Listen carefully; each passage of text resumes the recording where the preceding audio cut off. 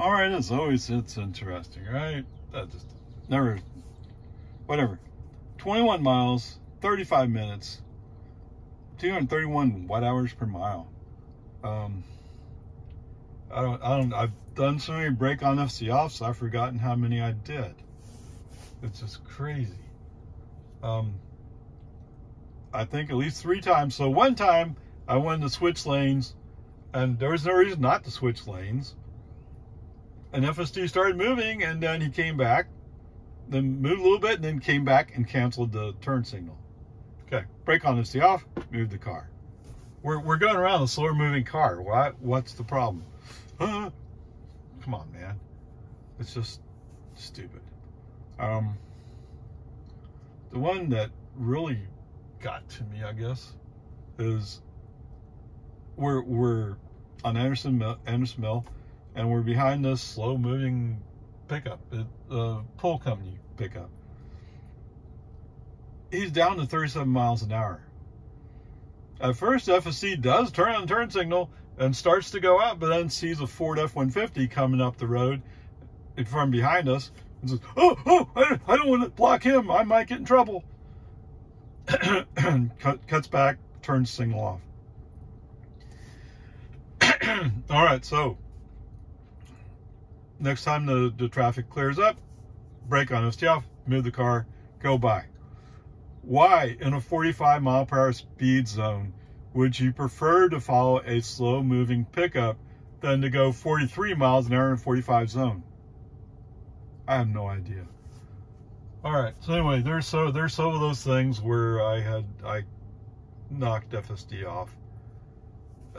Most of it's just dealing with traffic flow. So there you go. FSD didn't do anything really stupid other than insisting on following that pickup for some reason. I don't know why. Oh, and then he wanted to turn over here on the 620 to come into HEB. I don't know why. I mean, we're at a traffic light. You can just go across the traffic light, then turn right into HEB.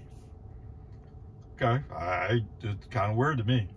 And the other thing was, I thought maybe he would stop at the southern entrance to HEB. For those of you who know this HEB. So I mean, he just rolled right by it. I don't know. But then again, I kind of threw him off when I came in from the north side as opposed to coming in from the west side. Shouldn't have mattered. Okay, whatever. Peace and harmony. It's all good. All right, so a trip from my friend's house down to Dell Fine Arts. 21 miles, 34 minutes, 385 watt-hours per mile. Although I'm kind of wondering, I did set the air conditioning on after I got out of the car. So it's been running for a while. All right, so that means my total energy is going to be up too, huh? 50 miles. All right, so let's get on home. Oops, sorry, I should mention this. So FSD from our friend's house down to the Dell Fine Arts, except for one place, worked perfectly. And the one place where it caught me off guard is, and I'm realizing later that maybe FSD had a different path than what navigation's telling me, or what I think navigation's telling me. So we're about to go off to Southwest Parkway, but FSD's pushed out into the outside lane instead of staying in the exit ramp. And I'm expecting me in the exit ramp to go out to make Southwest Parkway. So there might have been a slight confusion there, but whatever. It all worked out. Onward, upwards, let's charge. Okie dokie, where are we going to stop today? Now your destination is on the left. Destination on the left. You're going a little fast. Left turn signal's on, indicating he's going to think about it. And there you go. Awesome.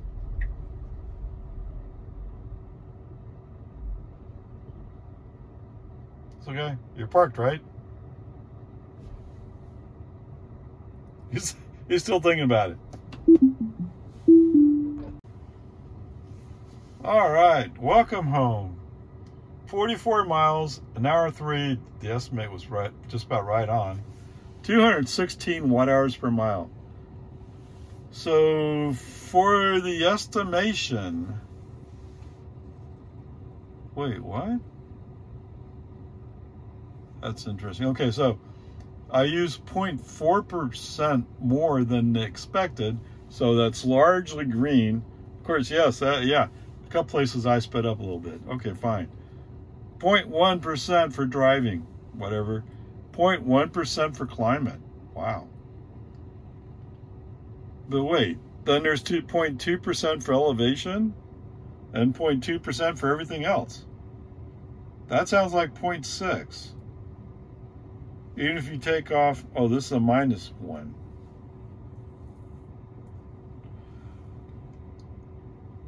Oh, okay, yeah. So driving was -1. So I was actually more efficient, which cancels out climate, which means elevation and everything else, whatever that is. Oh, we had a 4.9 mile per hour wind from the southeast. At what point would have cost us anything? Who knows? Okay, whatever. Peace and harmony. I mean, and as always, it's an interesting drive. But first, let's take a moment and appreciate, although FSD is still not quite sure about where he's supposed to come to a stop. And, oh, you don't think they're into that. So one of the features you can get in the car is you can install HomeLink or HomeLink 5. HomeLink 5 will open the garage for you and close it. And I've played with it a little bit. My other car has it, but not this car. Okay, so that's another one of those factors for RoboTaxi. Anyway, so I guess if I'd gotten close enough, maybe HomeLink would open the garage door. But then I don't think he'd want to park in the garage, although that's a training thing. Okay, whatever. Peace and harmony. We're here. Yay. Okay, today's trip had a bunch of brake on FSD off interventions. Oh my goodness. So, coming out of Southwest Parkway, about to turn on to Loop 1, or Mopac, depending on who you are. The light's turning yellow, right foot on the accelerator, left foot on the brake to take off FSD. Message sent saying, no, I'm going to go through this yellow light. Okay, I get why FSD may be going like, well, maybe we should stop. No, we're going. But, you know, to tell you the truth, when I got up to the Mopac Highway, it was like, why did we come this way? I could have went out 360. Right, today's Saturday. I mean, so no, we're on Mopac. So in the old days, this would have been going through downtown, but now with so much traffic down here, it's sort of going through downtown. Bunch of traffic, stop and go. Oh my goodness, what are we doing? Okay, whatever. Yeah, so no, there's no denying I'm getting kind of irritated with FSD for having or navigation for having chosen. I'd rather go up to 183. We could have gone up 360. Right? We could have gone a more back road way, but you know, it probably wouldn't have worked out, to be fair. Okay, the next break on FSD off is brought to you by California Road Ranger. Okay, navigation says we're going to go up the ramp to go on 183 North. California Road Ranger wakes up and says, hey, look, all those cars are going slow. We should go around them. Yes, but they're all lined up getting out on the ramp. If you go around them, you can't come back in. Brake on FSD off. We're not going to go around these cars because what's the reason? What's the point? Whatever. I want to say there was another one, but Oh, well, the obvious one. And this is a problem I had with FSD version 11. We'd go on the Lakeline Mall Drive exit, but we're going to go up Lakeline Boulevard, so you want to stay on the left side. As soon as FSD gets down the bottom, he turns on his right turn signal. He wants to move into the middle lane. And where's the middle lane go? Well, you could go up Avery Ranch Boulevard to Palmer Lane, which is going out of the way. You could go up on the toll road, which we just got out. We just exited to avoid. You won't be able to make a left turn. And Lakeline Boulevard is a left turn ahead. Just not thinking. Not traffic aware. Okay, whatever. It is what it is. So in several places, it was a break on FSD off, but only to send a message. Okay, so 3 times maybe, break on FSD off to move the car. One time at the Magical Tesla traffic light. I mean, I don't know. Why do you slow down there? No reason. Yeah, exactly. And there was something else. It was also kind of like, take a breath. Okay. But whatever.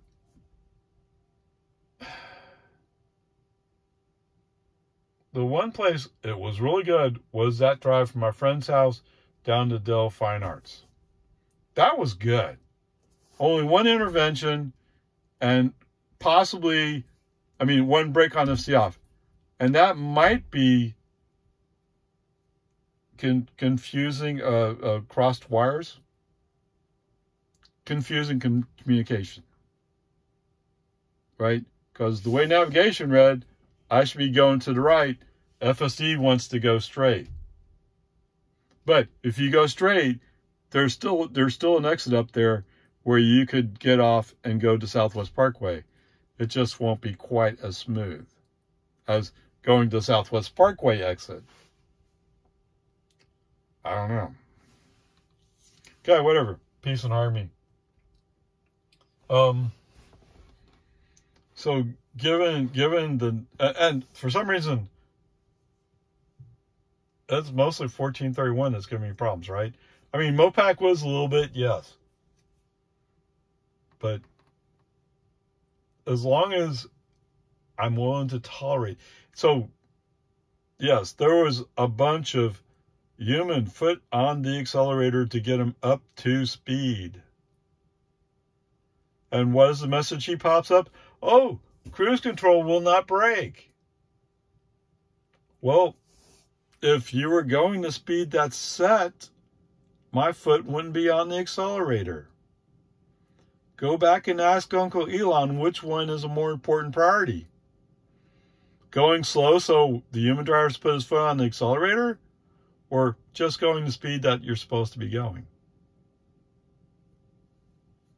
I get it. Some people think, well, if I go slow, then I'm safer. Except there's all the people changing lanes like crazy, and one of them's going to misjudge you and run into you. Right? That was an avoidable accident. Okay, whatever. So this is the point where I need to give you something. I don't want to give him a B. There were just too many break on FSD off interventions. Not to mention the accelerator input interventions, and then the turn signal interventions, out of which 25% worked. Oh my goodness, that's awful. Okay, whatever. Peace and harmony. So that's why I'm going with a C+ today. Yes, hey, it's really cool that it's parked in my driveway. For all those people who tell me, well, it's not programmed to do that, or you're just too lazy. Okay.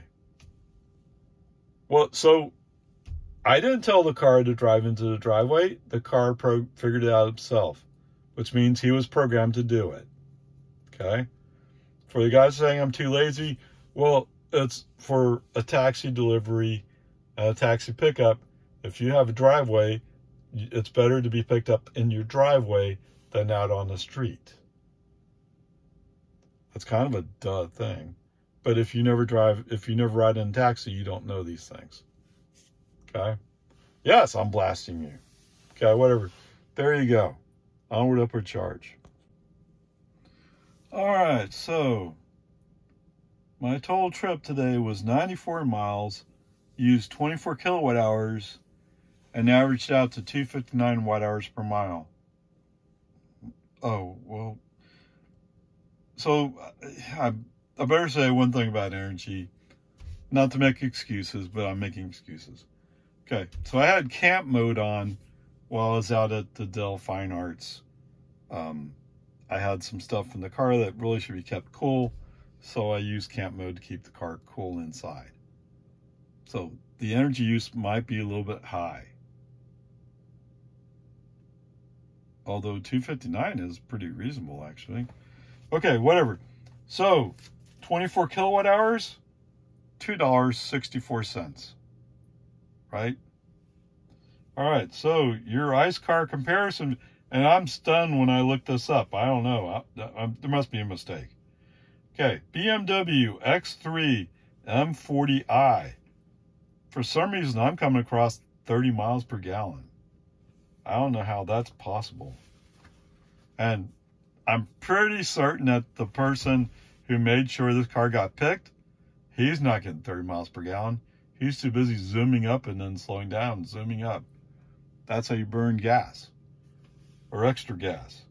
All right. Oh, you know what? I didn't do that. Okay. So, energy cost, $2.64. It's not even a gallon of gas. At 30 miles per gallon, this guy can almost do the whole trip on just over 3 gallons of gas. Except he doesn't have 3 gallons. So, he can't make it. There's no way for him to make it. But what stuns me is he can get 30 miles per gallon. That seems incredibly high. All right. I started the day with 81% battery, and I'm ending it with 36%. But there you go. I get why you'd buy a BMW X3 M40i. Oh, yeah. Oh, I'm tough. Oh, what? No, let's leave it alone. You guys can go look up, see what his 0 to 60 time is. What's mine? 3.2 minus the rollout, whatever that term means. So there's a little time when they take that part of it off. I don't know why. Or Tesla does. So you want me to call it 3.3 seconds? Go ahead. I don't care. I can almost guarantee you that BMW X3 is not going to come anywhere close to it. Okay, whatever. Peace and harmony. Let's move on. Oh, so what? Okay, from the RoboTaxi perspective, I didn't really do RoboTaxi except for going over to the Dell Fine Arts. That's the one time that was really a RoboTaxi-like ride. And that actually had one human intervention to force him into the Southwest Parkway exit. But he could, I think, where he was going was he's going to the next exit, and then he was going to get over. So that probably would have worked. I mean, and so the human intervention was a little disturbing, but nobody said anything. Okay? That's the only intervention for that whole drive. Okay? That whole section of today's drive. Pretty decent. Although, so my one friend, he's saying, well, there's no air conditioning, or there's not enough air conditioning on. Well, and I figure probably the air conditioning's pointing up. Because I have another friend who likes to point the air conditioning up because she didn't want it blowing on her. Well, but if it's not blowing on you, it's not cooling you. All right, so I adjusted it. And oh, yeah, okay, that's good. Okay, easy fix. But where I'm going is the realization that in RoboTaxi environment, this might be a little bit trickier to deal with. I mean, yes, you can set the temperature, but is it going to be effective? I don't know. We'll have to see as we go along. It's just knowing those factors. Okay, I just realized I left something out. I'm not sure where you put this category-wise. Mostly I just want to badmouth Audi. Okay? Some guy was pulling out of the Chevron station just before I'm going to turn on to Boggy Ford. So he's pulling out onto Loman Ford. He's going left, so he's going to go northbound. As far as I can tell, he didn't even look. I couldn't tell where his face was when he was at the stop sign, and he was at a stop sign.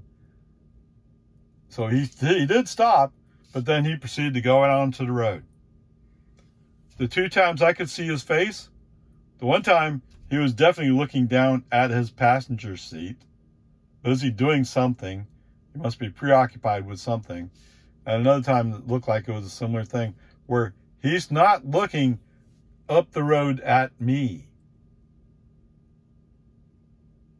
He almost got T-boned by a Tesla. Now, my car is probably just a little bit lower, but I didn't wait for FSD to brake. I immediately reached for the brakes and braked. Okay? It was too close. I don't think he was even aware of the fact that he almost got T-boned. He looks like type that's just too clueless. Okay, whatever. Peace and harmony.